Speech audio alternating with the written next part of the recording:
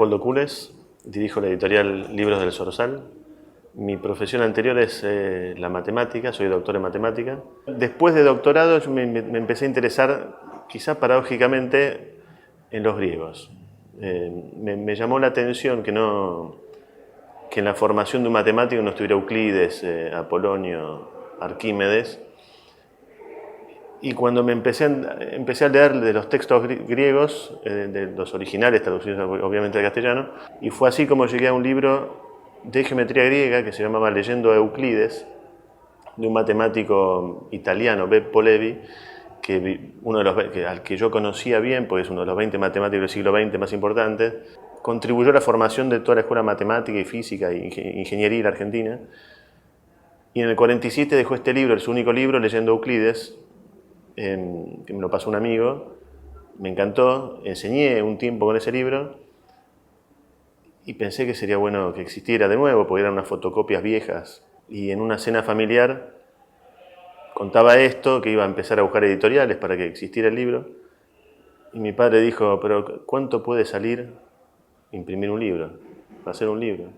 Y averigüé y salía un sueldo.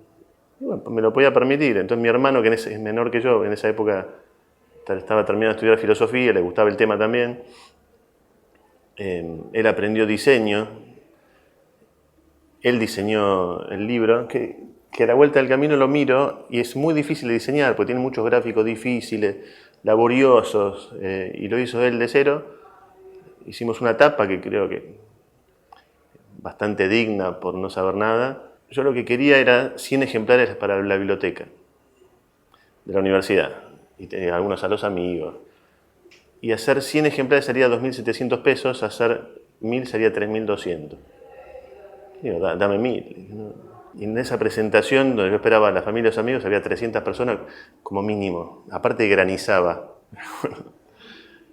y ahí vendimos más libros que personas, que asistentes, ¿no?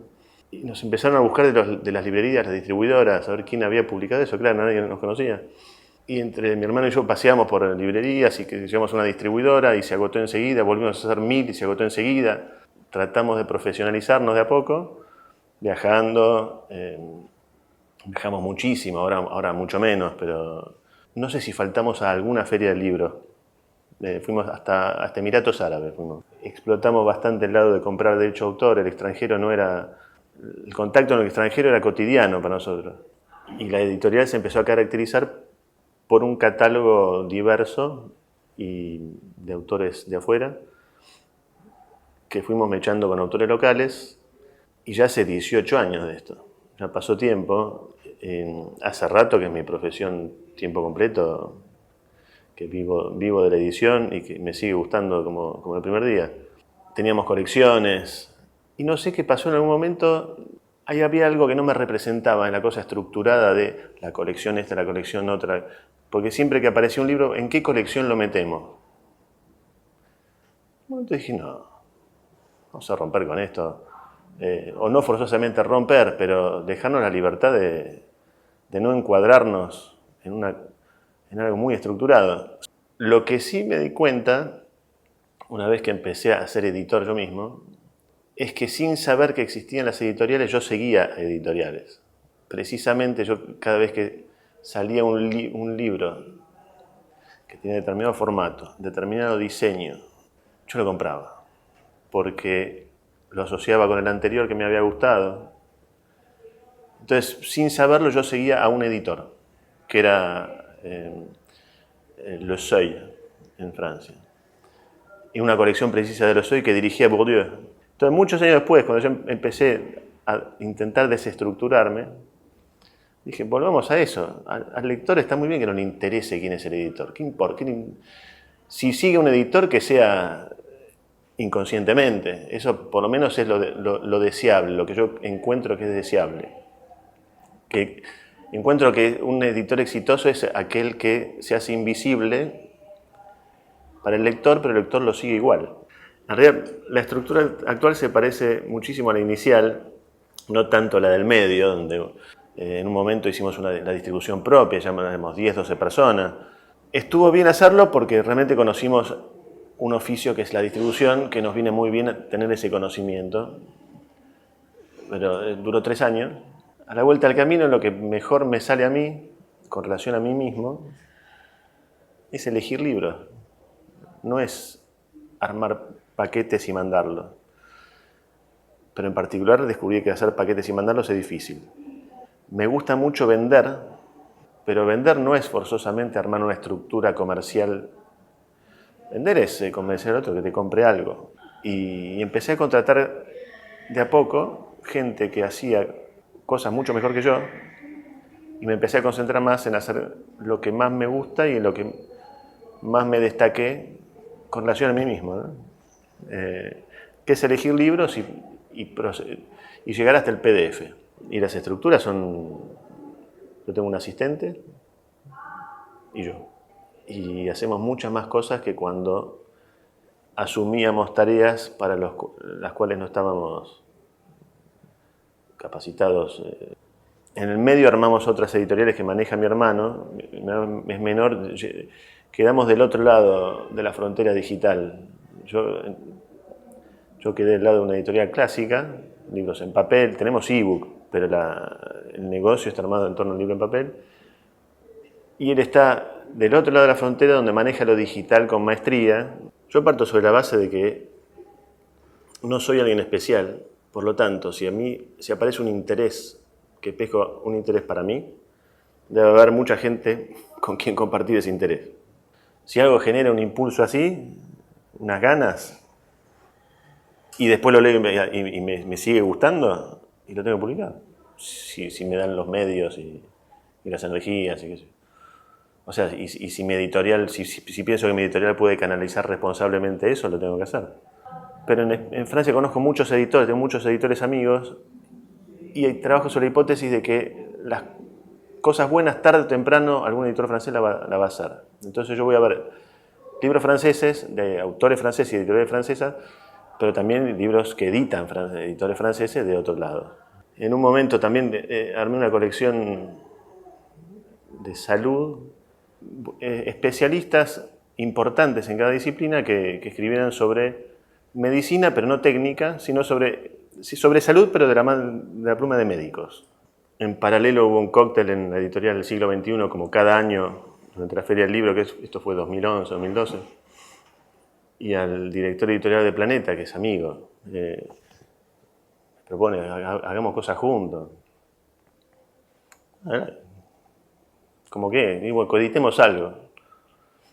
Proponemos un par de libros y los coeditamos a ver qué pasa.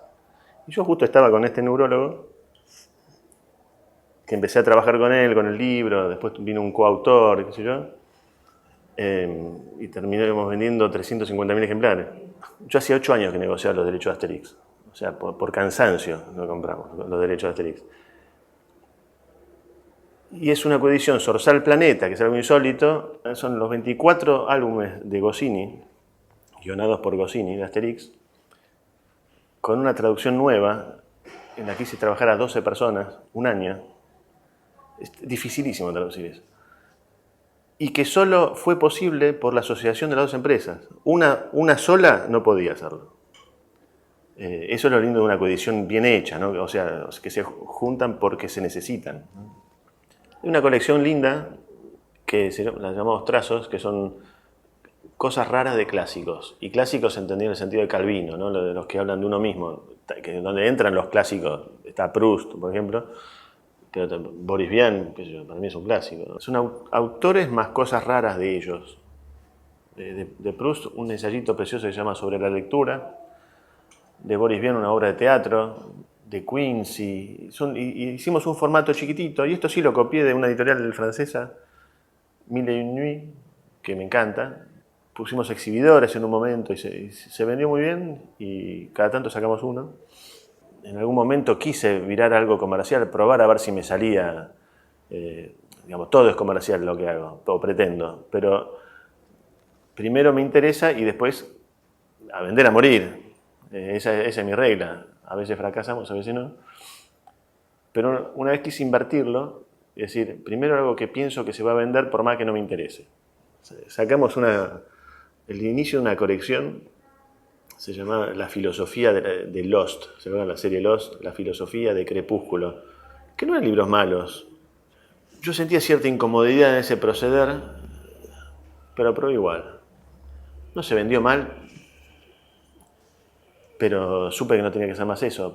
Siempre le dimos valor a la traducción, pero me di cuenta de que a medida que pasaban los años me involucré mucho, me fui involucrando cada vez más. Nos hicimos un libro, por ejemplo, de un autor francés, Iván Jablonka, que ahora coeditamos con Anagrama. Y eso fue interesante, primero, por una traducción latinoamericana, mal dicho, al castellano neutro, pero Anagrama pidió adaptarla. Y junto con la traductora participamos de esa adaptación. Para mí fue un mes full time eso. Palabra por palabra, expresión por expresión. De hecho, ya del francés, ya hace tiempo, la traductora es siempre la misma, Agustina Blanco, que es la que traduje Asterix también. Es una traductora muy especial, además de ser excelente, me pasa que no baja la guardia nunca. Siempre le da la misma atención. Cada traducción tiene mucho trabajo atrás, editorial, además de traductoral, ¿no? Pues Asterix es juegos de palabras todo el tiempo. Y nos propusimos que cada juego de palabras iba a ser traducido en un juego de palabras. Siempre. Cosa que no es el caso de la traducción española. Y un juego de palabras que tuviese algún tipo de nivel comparable al original, ¿no? Y que además encajara en la situación de la historieta. Y lo interesante de esta traducción, que Hachette, los que nos vendieron los derechos, hicieron auditar la traducción con un mecanismo por contrato, y la cláusula decía, es muy divertida, dice, si la auditoría, aparte de una auditoría externa de gente que nadie sabe quién es, ni ellos ni nosotros, si la auditoría es positiva, la pagamos nosotros, la auditoría. Si es negativa, la paga vos. Y la auditoría terminó siendo espectacular. Y el veredicto final es que la traducción esta tiene el nivel del original. Tenemos un distribuidor en México, en España, en Uruguay, en Chile. Ahora dejamos de tener en Colombia y buscamos otro. Pero todo se va achicando, ¿no? De hecho, en esta misma feria, yo me acuerdo cuando empezamos en el 2000, primera feria fue el 2001. El 2002, que fue un año catastrófico en Argentina, pero que habíamos devaluado, se había devaluado mucho la moneda, de 1 a 4.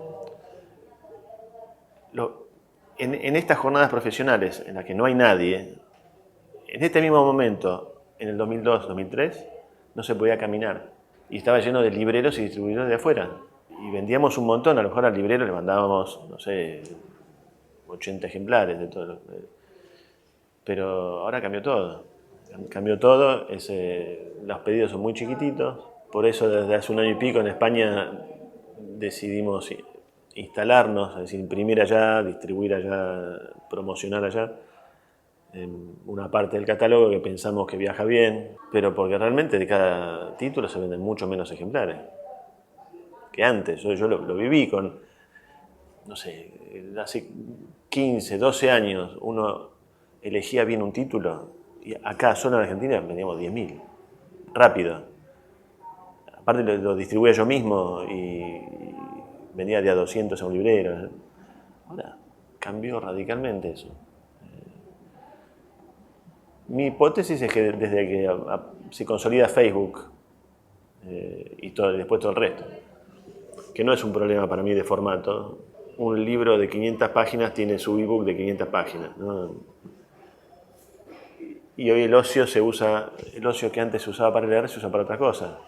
Sí, de lo que me estoy dando cuenta es que hay muchísimos más lectores interesados en leer libros y un mercado muy poco adaptado para llegar a ellos. El canal librero que hace lo que puede y la curiosidad de los lectores que excede, hipótesis mía, muchísimo a lo que puede el canal librero.